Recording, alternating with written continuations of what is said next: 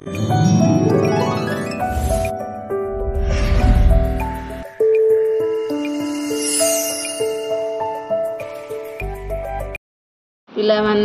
आज आम सारीपुत गल्पर जहाँकि सुरेंद्र महांती द्वारा लिखित गल्पर प्रश्न उत्तर करवा। प्रथमे आम आरंभ करवा संक्षिप्त मूलक प्रश्न उत्तर जहाँकि 3 नंबर कर प्रश्न थिला। तार प्रश्न होउची सारीपुत किए। सारीपुत जणे बौद्ध भिक्षु बुद्धंक शिष्य शिरोमणि एवं रूपश्रीर एकमात्र पुत्र। ख नंबर प्रश्न होउची शुभ्रज्योति किए। शुभ्रज्योति रूपश्रीर ग्रामर जणे ब्राह्मण। 3 नंबर गर प्रश्न होउची शूद्राणी रूपश्री को ज्योतिष कौन कहिले।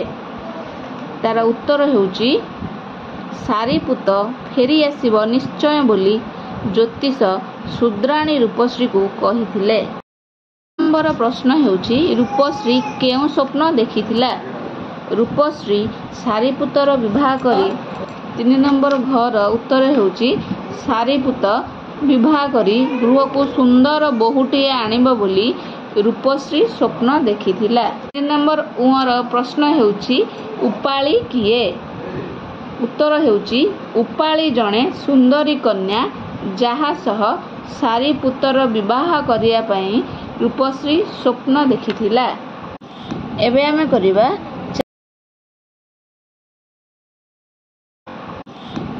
करिबा 4 नंबर कर प्रश्न होउची बुद्धंकर शिष्य शिरोमणि किए।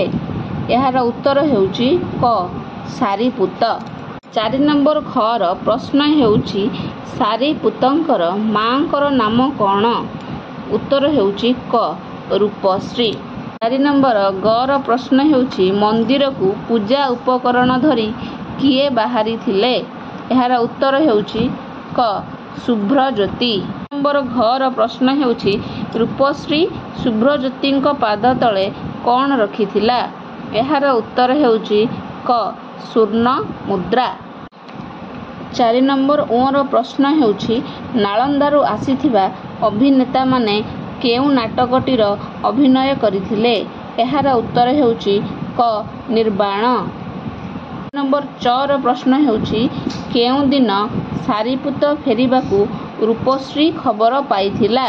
यार उत्तर होउची क फाल्गुन पूर्णिमा।